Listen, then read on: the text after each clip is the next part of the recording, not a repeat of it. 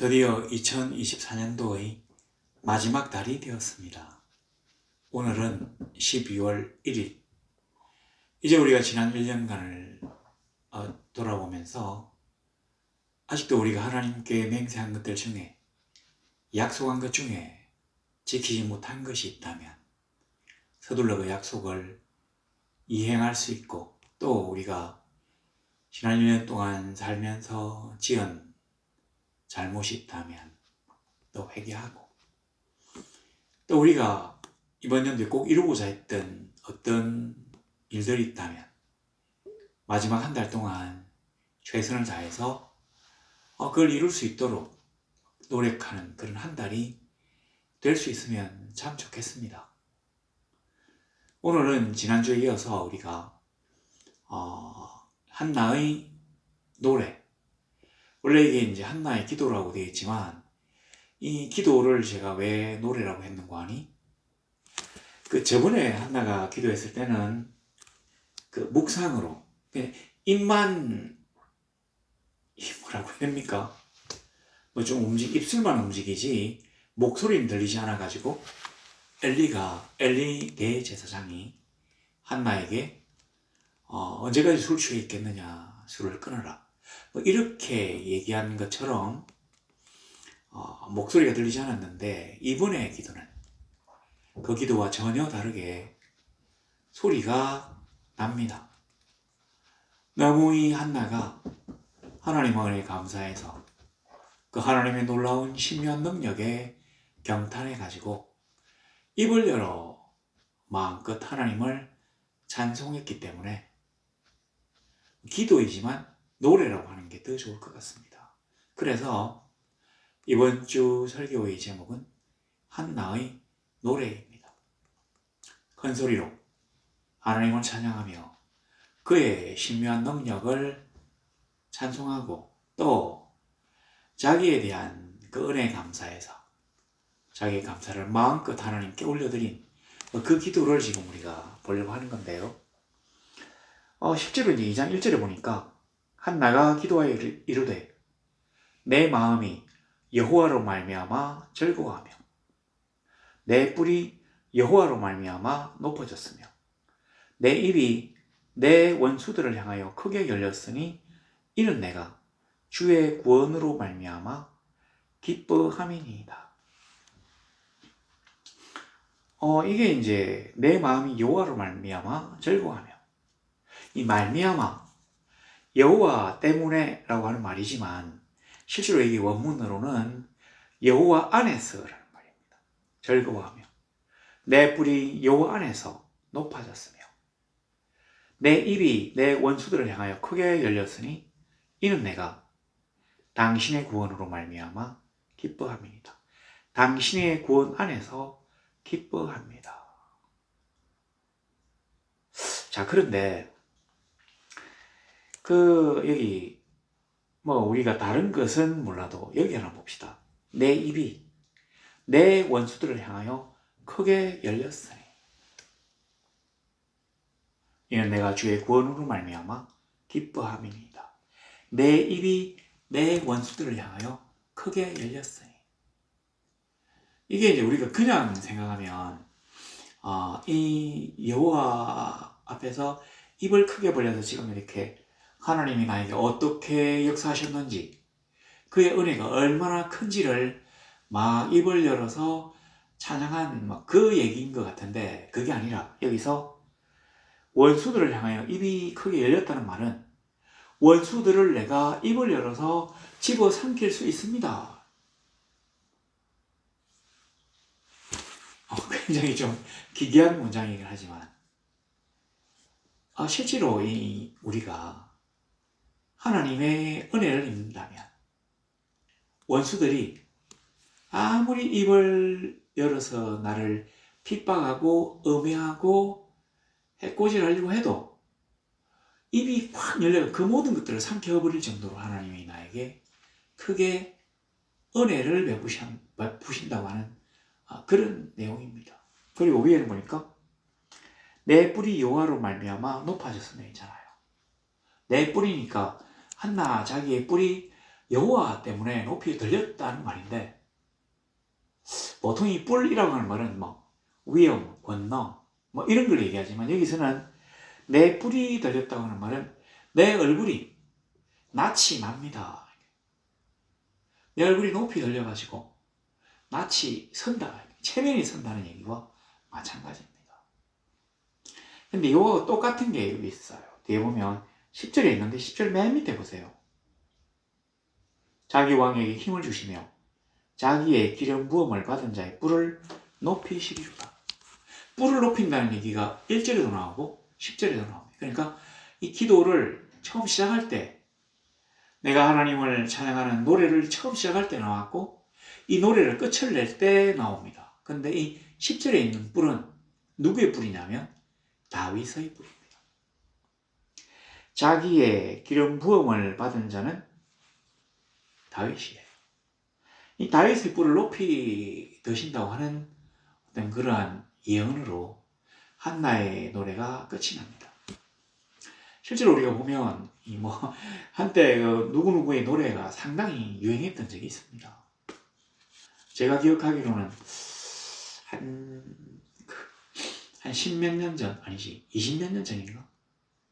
그때 야베스 기도 떴던 적도 있고, 생각하면 그게 그렇게 뜰만한 내용은 아니었던 것 같은데, 그 다음에 이 한나의 기도가 뜨기도 하고, 또 신약에 가면 예수님 어머니 마리아의 기도도 나오고, 하여튼 이런 어떤 기도 시리즈들이 많이 있습니다. 근데 이런 기도들이 왜 이 어떤 사람들에게 인기를 끌었는가 하니, 제가 생각했을 때는 이 기도가 단순히 그 기도 드리는 사람의 은혜 받음과 한풀이와 감사함과 이런 거를 넘어서서 민족과 이 사회, 인류의 운명에 대한 예언까지도 들어있기 때문에, 이게 상당히 굉장히 요즘 말로 하면 영험하다 또는 신통하다 하는 어떤 예언적인, 성령이 역사하셨던 그런 기도의 문구가 되기 때문에 사람들이 그 문구 하나하나에 의미를 부여할 수 있어서 아마 그랬던 것 같습니다.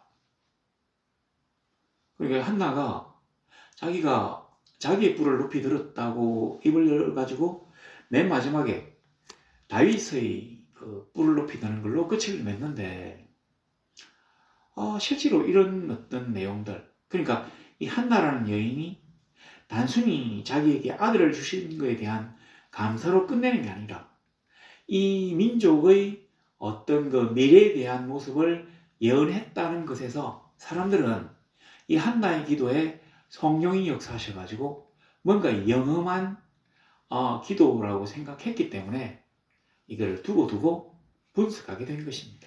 제 생각은 그렇습니다. 자, 여하튼 그런데 2절은 보세요. 여호와와 같이 거룩하신 이가 없으시니 이는 주밖에 다른 이가 없고 우리 하나님 같은 반석도 없으시니이다. 이 2절을 보면 한나가 굉장히 심오한 신학적 지식을 갖고 있다, 이렇게 생각할 수 있습니다. 그렇지만 한나가 신학 공부를 한 것도 아니고, 이 여인이 지금 굉장히 심오한 어떤 철학적, 신학적 주제를 얘기하려고 하는 게 아니에요. 그런데 한나가 그냥 자기에게 아들을 주신 그 하나님, 분이 나의 멸시와 무시를 벗어나게 하셔서 오히려 자기의 얼굴을 높이 들어주신 그 놀랍고 감사한 그 은혜에 감사해서 지금 소리 높이 하나님께 기도하고 있는데, 2절을 딱 보면 굉장히 신묘합니다. 뭐냐면 그냥 봐서는 우리 모르는데 잘 보시면 이 사람이 지금 한 기도가 3가지 단원이에요. 3가지 문장이라고 할까요? 여기는 휘브리어는 점이 안 적혀 있는데, 자, 이렇게 볼 수 있습니다. 여호와와 같이 거룩하신 이가 없으시니 이는 주밖에 다른 이가 없고 우리 하나님 같은 반석도 없으시니이다. 제일 먼저 우리가 눈에 띄는 게 뭐냐면, 하나님 명칭을 이 사람이 3가지를 들어서 지금 얘기하고 있다는 거죠. 처음에는 여호와, 두 번째는 주, 그러니까 당신이라고 합시다. 주. 그 다음에는 하나님이라고 해요. 우리는 그냥 요즘은 웬만하면 여호와라고는 얘기를 잘 안 하고 사실은 대부분 다 하나님이라고 합니다. 이게 하나님이란 말은 신들이라고 하는 얘기죠. 엘로힘.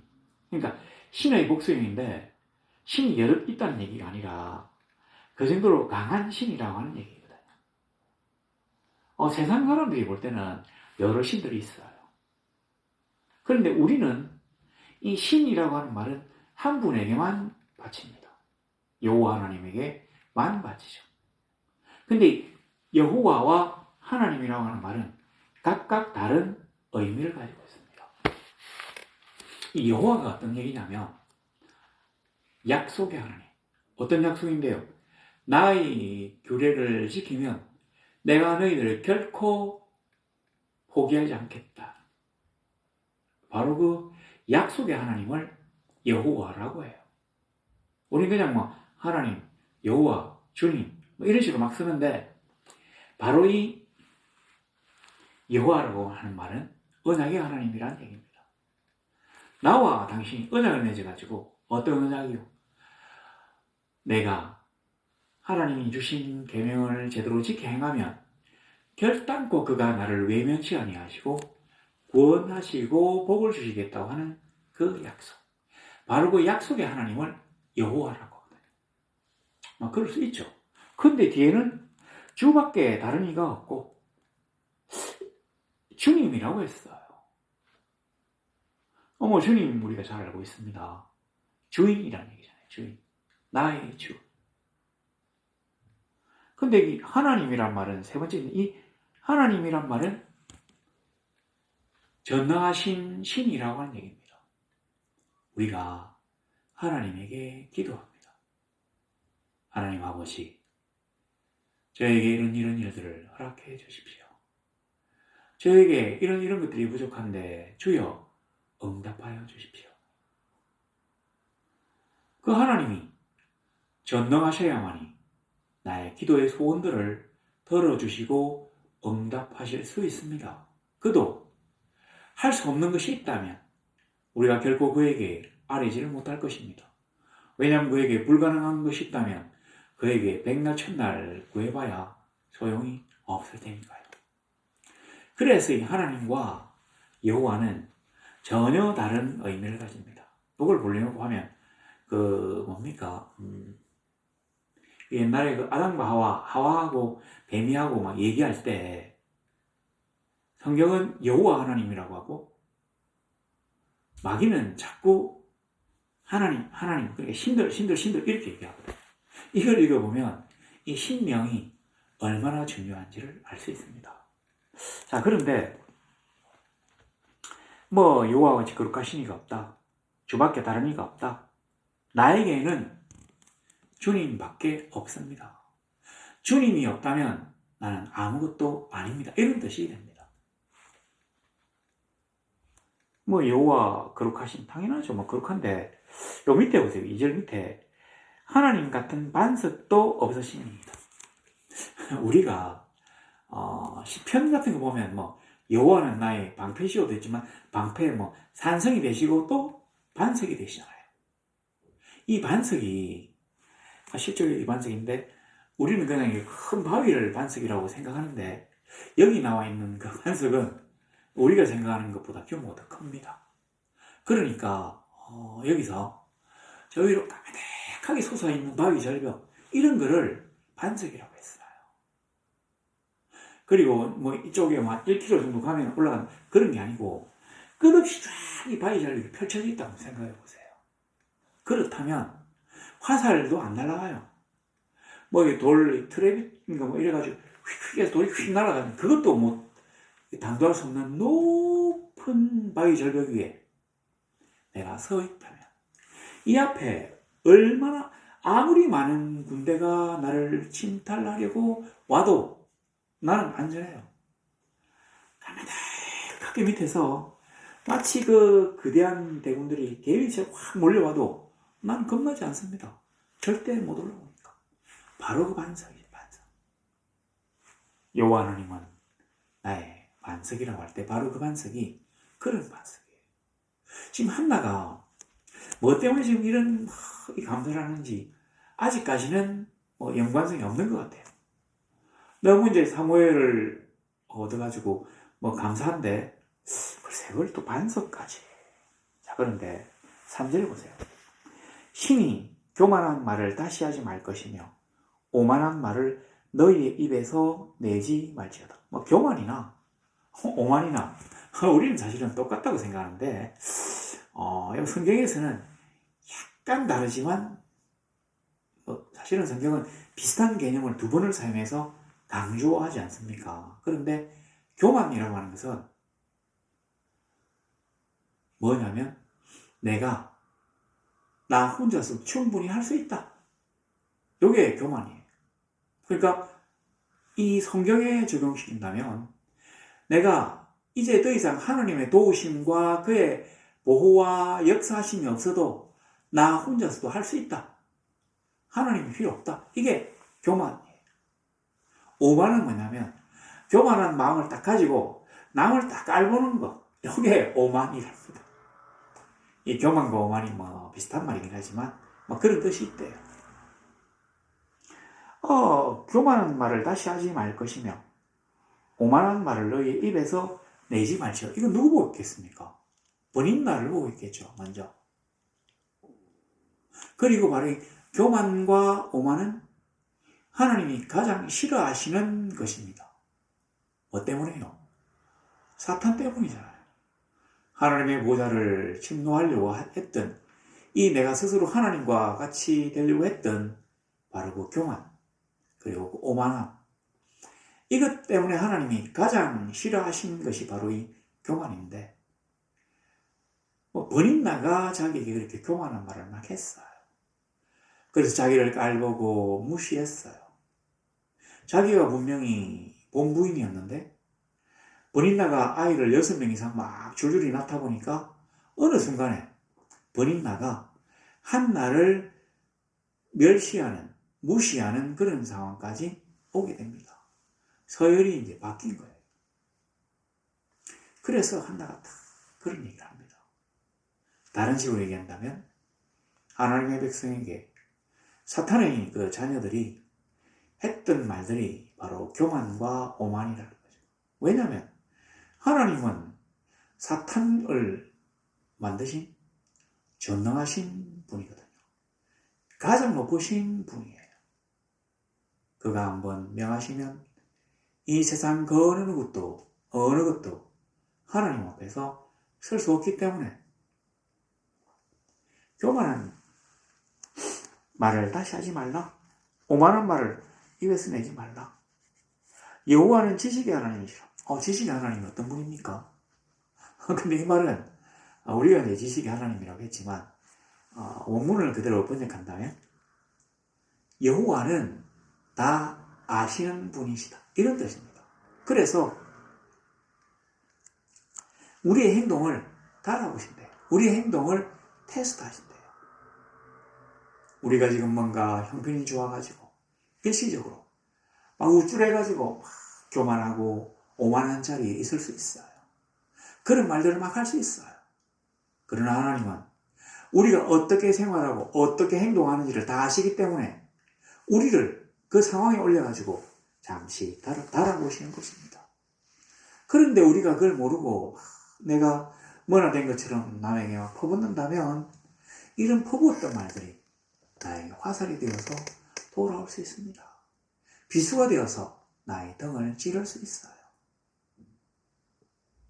나를 전부 다 아시는 하나님.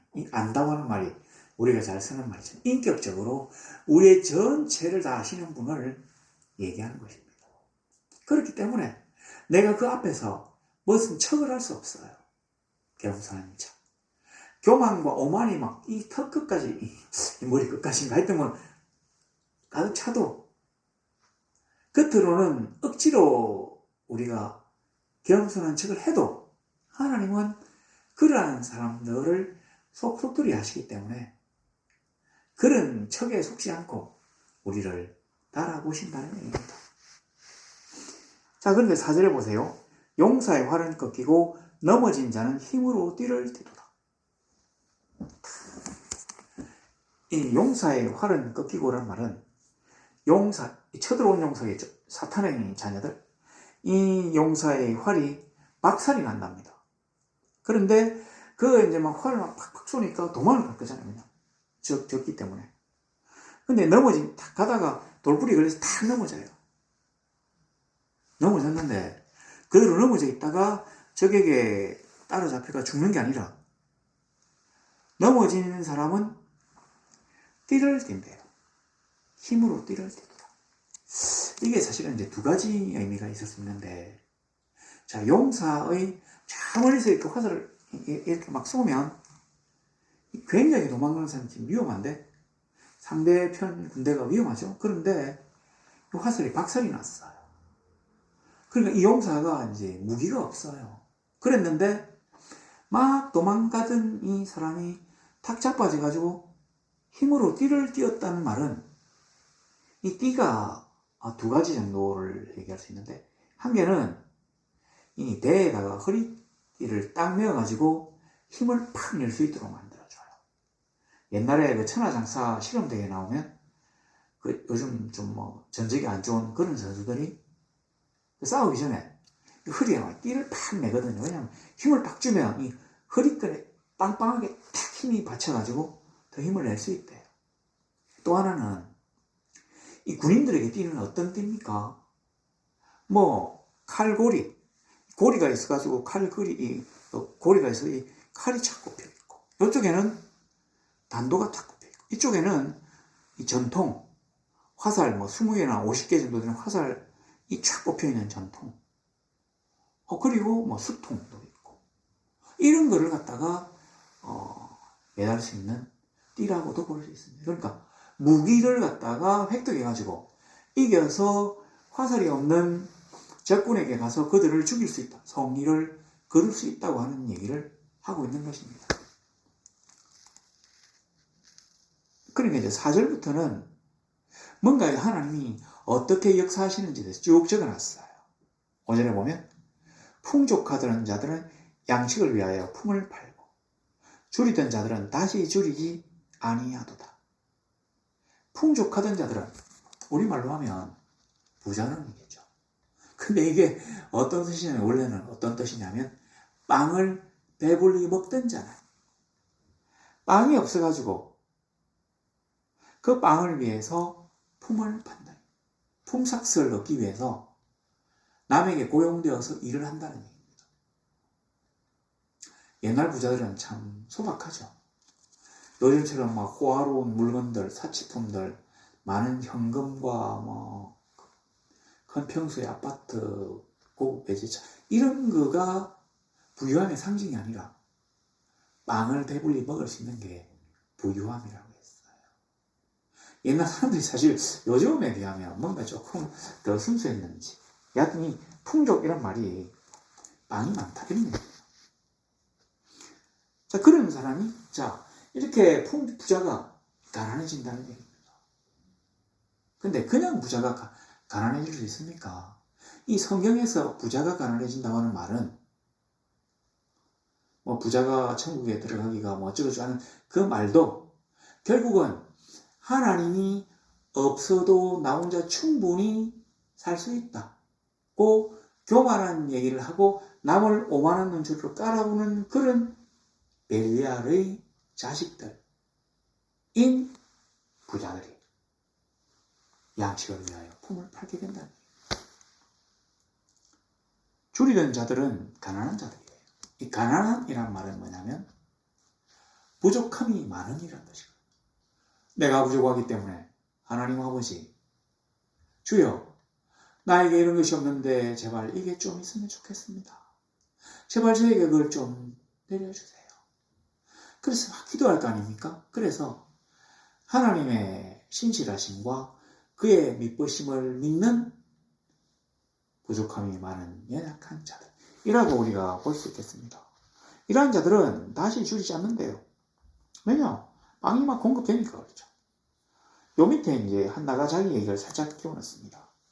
임신하지 못하던 자는 7을 낳고 이 한나가 근데 7을 낳은 건 아니에요. 6명이에요. 이때까지는 이제 6명이 아닌데 나중에 6명이 됩니다. 7명이 아니잖아요. 근데 왜 7이라고 했느냐면 7이 이제 완전 숫자니까 많은 자녀를 낳는다 이 얘기죠. 그리고 많은 자녀를 둔 자는 쇠약하도다. 아마 이게 버림나의 그 현 상황을 약간 설명하는 모양입니다.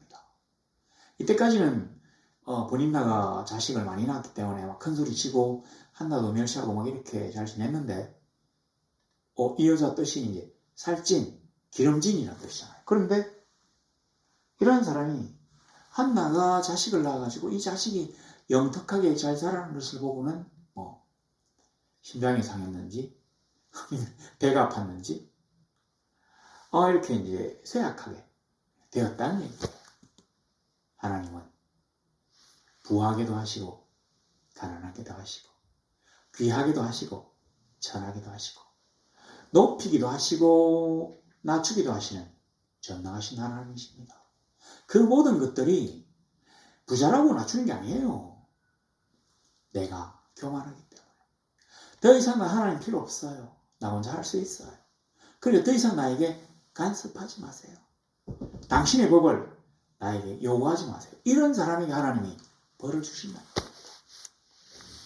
여호와는 죽이기도 하시고 살리기도 하시며 서울에 내리기도 하시고 거기에서 올리기도 하시는도다. 이 서울이라는 말을 6절 이 서울이라고 하는 말을 우리는 이제 음부 지옥의 권세 이렇게 생각할 수 있는데 여기서는 그냥 단순한 무덤이에요. 그러니까 앞에 거하고 똑같은 말입니다.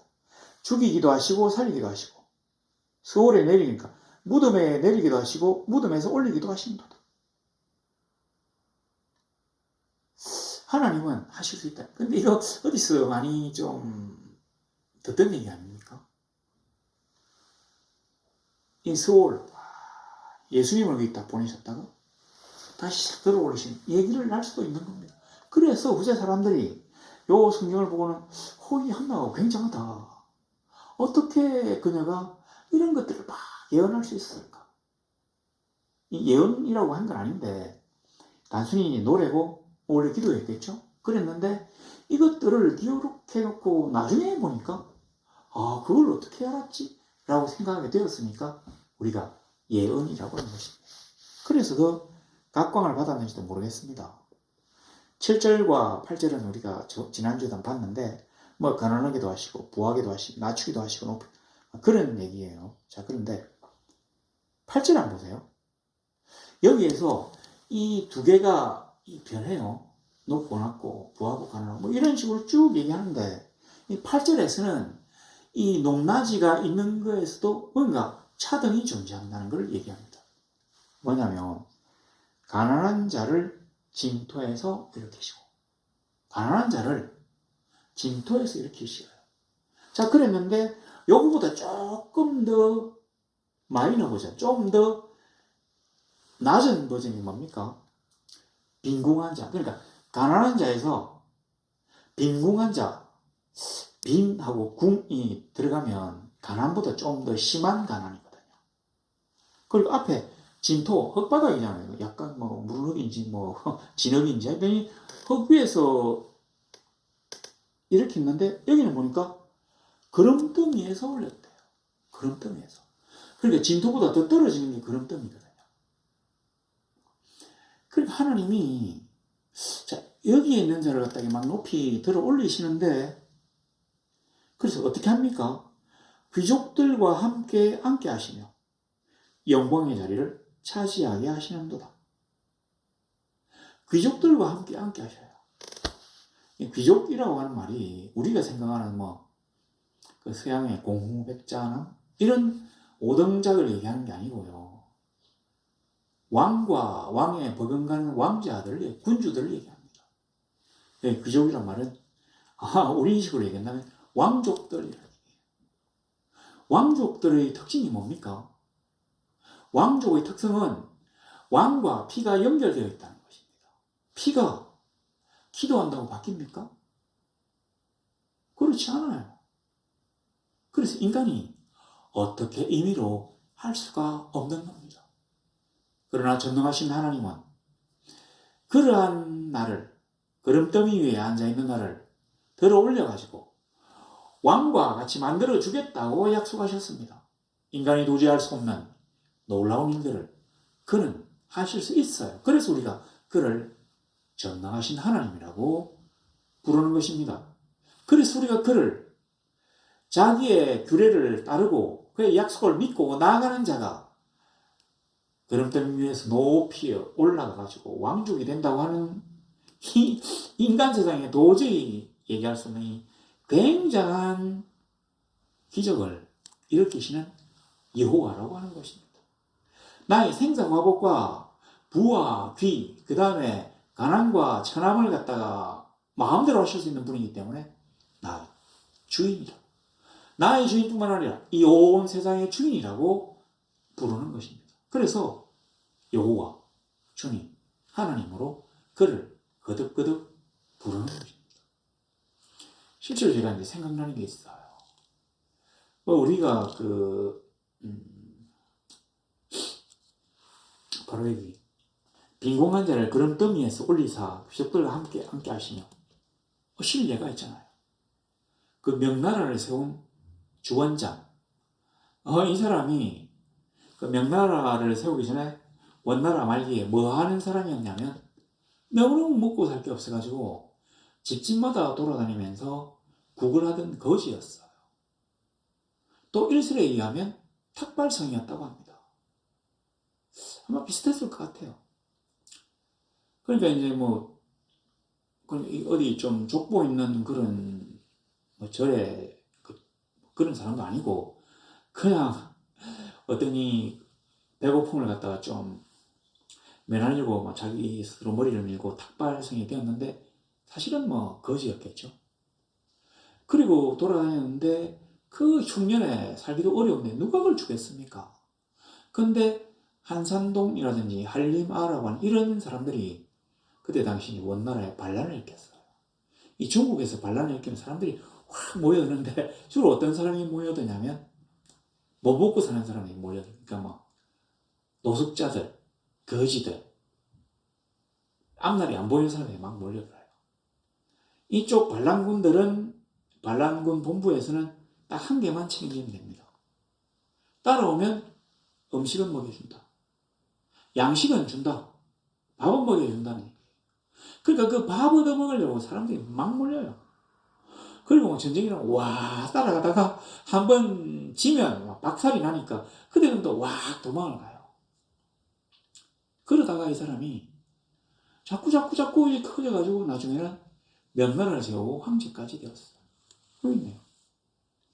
빈곤한 자를 걸음더미에서 올리사 귀족들과 함께 하시며 낮춘 경우도 있어요. 나폴레옹, 우리가 잘 아는 사람인데 나폴레옹의 아버지는 코르시카 섬의 독립운동가입니다. 그러니까 코르시카가 그 당시는 아마 이탈리아에 속해 있었던, 그러니까 이탈리아에 여러 나라가 있잖아요.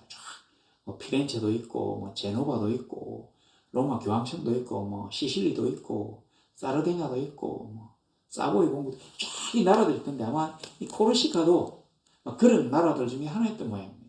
근데 이게 이탈리아하고 프랑스하고 이렇게 어떻게 협상을 했는지 이 코르시카 섬이 프랑스 쪽에 양도가 되었어요.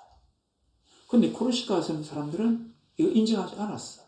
그래서 프랑스가 코르시카 섬에 들어갔을 때 격렬하게 독립전쟁을 펼쳤던 사람이 나폴레옹의 아버지인데 결국은 어쩔 수 없이 항복했겠죠. 근데 프랑스 왕은 이런 이제 코르시카 섬의 귀족들을 갖다가 뭐라고 합니까? 포섭이라고 해야 됩니까? 회유하려고 이 귀족들의 자제들을 프랑스에 있는 학교에 유학을 할 수 있도록 했고 또 왕실에서 돈도 좀 지급했던 거예요. 이때 간 사람이 나폴레옹이잖아요. 근데 나폴레옹이 황제가 되었다가 결국은 엘바섬의 유배를 갔다가 다시 탈출해서 또 황제가 되었다가 또 전쟁이 지는 바람에 이제는 유럽이 아니라 저 먼 대서양, 그러니까 아프리카 쪽 대서양 세인트 헬레나 섬으로 유배를 가서 쓸쓸하게 죽잖아요. 우리 하나님이 하신 말씀이 바로 인간 세상에 그대로 구현이 됩니다. 이런 식으로. 자, 그런데 이제 여기 보시면 땅의 기둥들은 여호와의 것이라 여호와께서 세계를 그것들 위에 세우셨다. 이 말은 성경이 얘기하는 세계관이 아닙니다. 한나를 비롯한 당시 그 이스라엘 사람들의 세계관이에요. 성경은 이 세상이 그 기둥, 4개의 기둥 위에 세워진 평평한 판이라고 얘기하지 않습니다. 뭐라고 얘기합니까? 새알처럼 둥글고 돌아간다고 생각해요. 그 1장 2절에 나와 있잖아요. 하나님의 신이 수면에 운행하시니라. 운행이란 말이 새가, 어미 새가 이 새알을 품고는 막 돌리고 있는 걸 얘기하거든요. 이 성경적으로 얘기한다면 그 둥근 어떤 이 공 같은 거를 하나님의 바람이, 뭐 입으로 나오는 바람, 호흡, 이 바람이 이 공을 갖다 막 불리고 계셨다는 얘기입니다.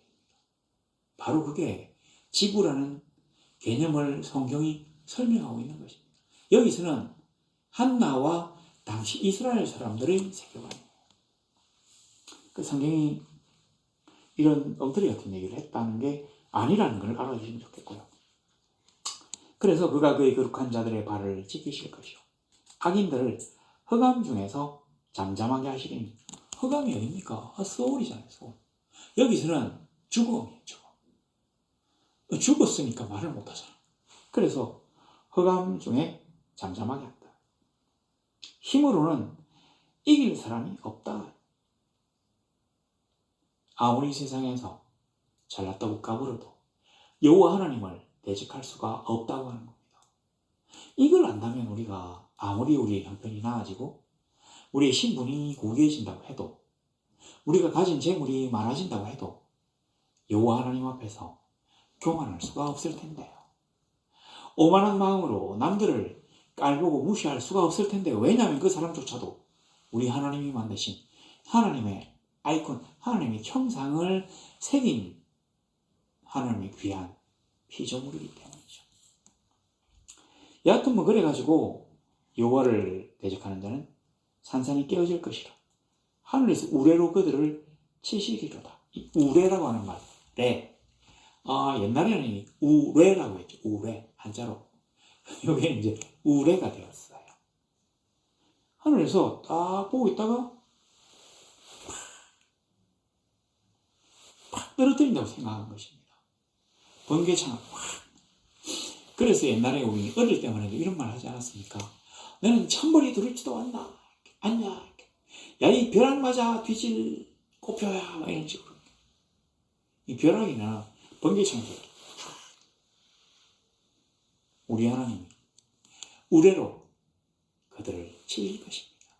우리 앞에서 우리를 괴롭히려고 하는 자, 우리를 포위하고 우리를 갖다가 집어삼키려고 하는 자에게 하나님이 우리의 창으로 그들을 치실 것입니다. 그러면 하나님의 능력 앞에서 그들은 혼비백산에서 흩어질 것이에요. 그래서 산산이 깨어질 것이야. 여호와께서 땅끝까지 심판을 내리시고 자기 왕에게 힘을 주시며 자기의 기름 부음을 받은 자의 뿔을 높이시리로다 하니라. 이 자기 왕에게, 이스라엘에 그 당시에는 왕이 없었거든요. 사사만 있었어요. 근데 하나님의 기름 부음을 받은 자가 뭐 왕이 되려고 하면 하나님을 믿는 나라여야 될 텐데 그 당시 하나님을 믿는 나라는 이스라엘 외에는 없었습니다. 그러니까 다르게 본다면 하나님이 지금 사사정체 부족 연맹체인 이 이스라엘을 왕정 국가로 만드시겠구나 하는 계획이 나와 있어요. 그리고 그 왕은 하나님이 자기의 마음에 들어가지고 기름 부은 자가 될 것이라고 하는 걸 얘기하고 있습니다.